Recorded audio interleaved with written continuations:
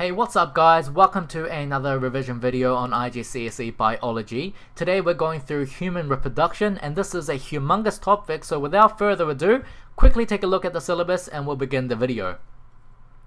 The first thing we're going to be looking at is the male reproductive system. So let's just take it step by step. First of all, we have the testes, which produce sperm, and sperm, as you know it, is the male gamete in sexual reproduction. Once the sperm is made, it gets stored in something called the epididymis.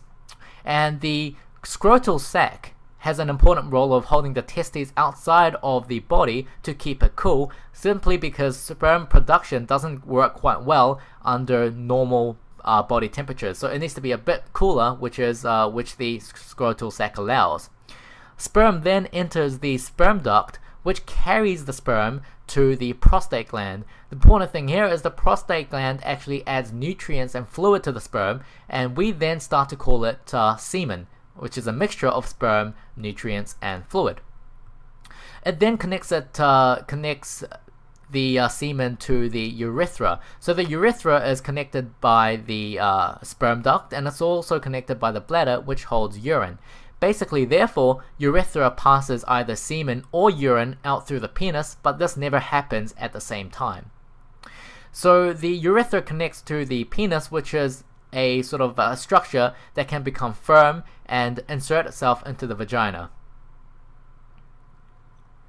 So, taking a look at the female reproductive system, it looks a little bit easier. We've got the entry point of the penis, which is the vagina, and the vagina is separated from the uterus, which we'll look at in a second, by something called the cervix, which is basically at a simple level a ring of muscle that separates the vagina from the uterus.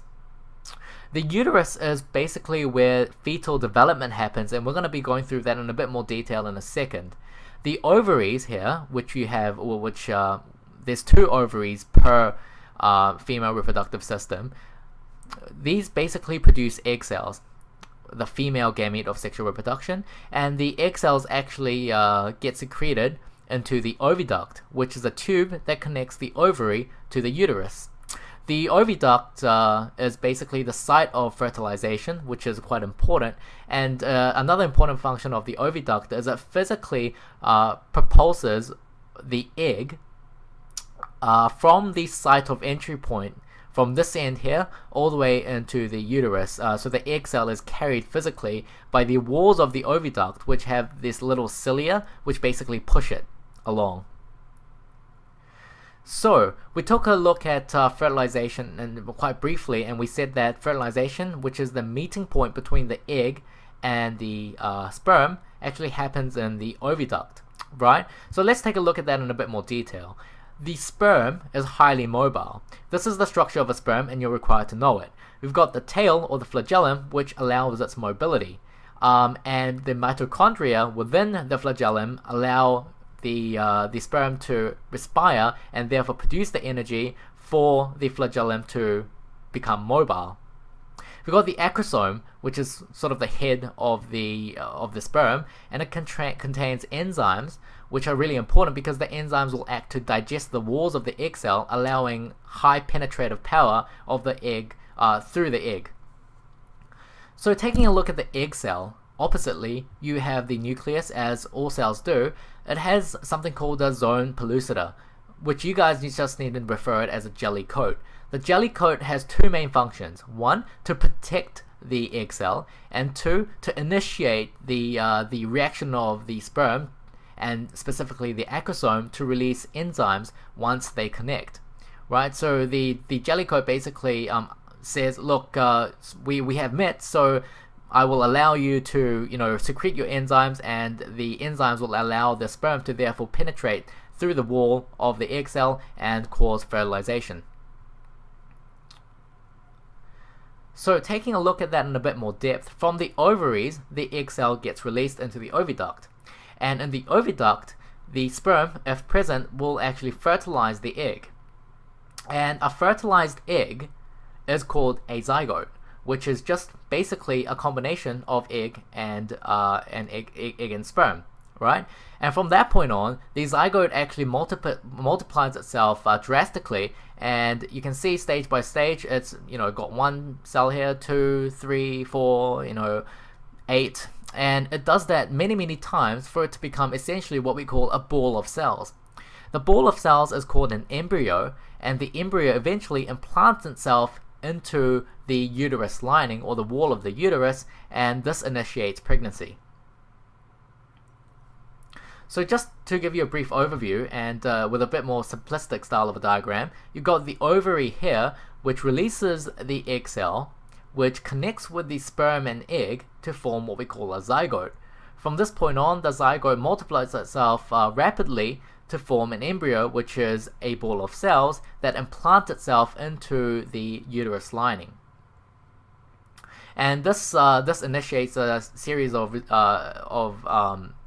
developmental processes that eventually turn this single ball of cells into a developing fetus. So let's fast forward and pretend that the fetus has already developed to this point. Cambridge wants you to understand the generic sort of diagram that is involved in this. You've got the vagina down at the bottom, and you have the cervix, which we already talked about. And these new structures here, so basically the fetus is held within the amniotic fluid, right? It's a liquid, and the liquid is held within the amniotic sac. Now be very careful, the amniotic fluid doesn't provide nutrients to the baby at all. It's there for mainly protection. And so all of this is held within the uterus.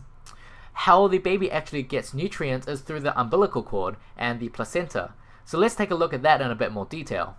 So the umbilical cord is basically this tube-like structure here, which actually contains veins and arteries.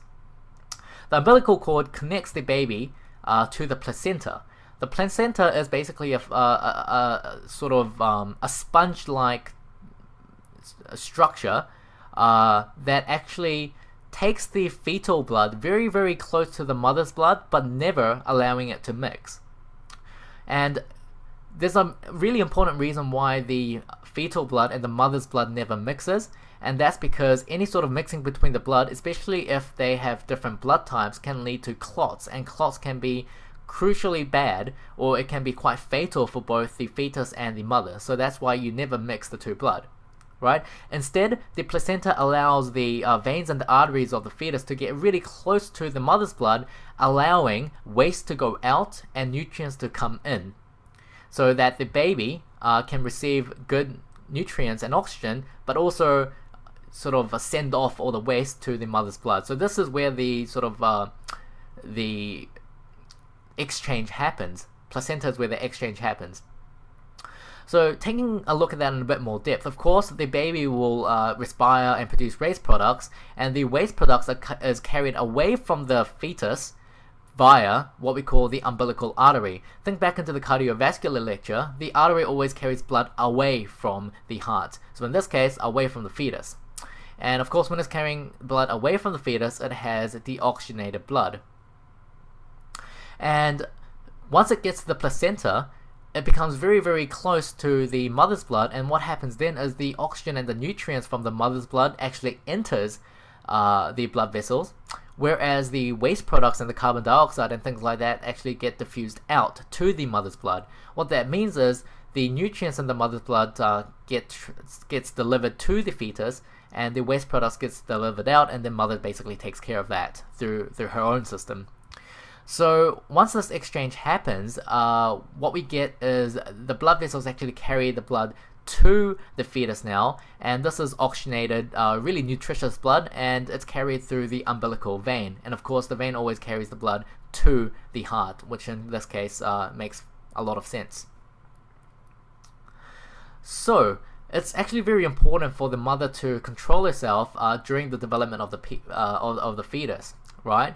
So the mother's diet has to be quite balanced. You have to have the proteins for the growth of the fetus. You have to have calcium, which is mainly for bone development, and you also need iron, which is crucial for red blood cell development of the fetus.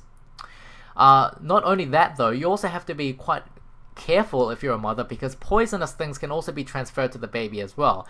That includes aspirin, heroin, nicotine and carbon monoxide, alcohol, even viruses, all that sort of stuff. So it takes extreme care to make sure that the development of the fetus is happening smoothly.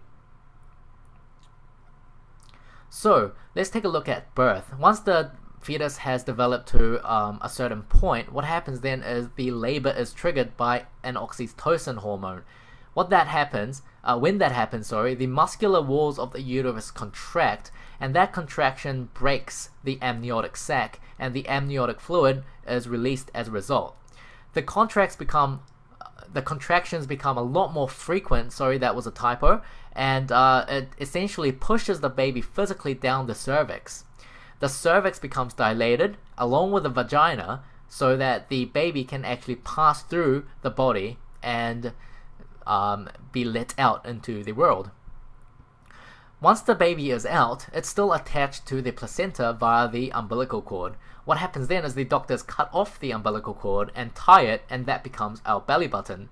The placenta naturally breaks away from the uterus wall and also passes out through the vagina. So let's just imagine that the baby is born. Now we need to think about, breast milk. And this is a pretty controversial sort of argument, but Cambridge just wants you to understand the pros and cons of breast milk compared to formula. So a lot of this is sort of self-explanatory. You've got natural antibodies in breast milk, and of course, being natural, it's also risk-free of allergic reactions. Okay, the breast milk is also kept at very ideal temperatures, and of course, since you don't find any sort of additives or preservatives, that's also a really good thing. People also argue that a good bond is sort of established between the mother and the baby if you breast milk. There are cons, of course, because in public, people might not perceive that to be okay. You've got pain associated. It can actually be quite painful for the mother during breastfeeding, and of course, the mother has to be present herself. So, thank you for watching, guys. It's a pretty long topic, but I hope this video has enabled you to understand some of the concepts in a bit more depth. Thank you, and I'll see you in the next video.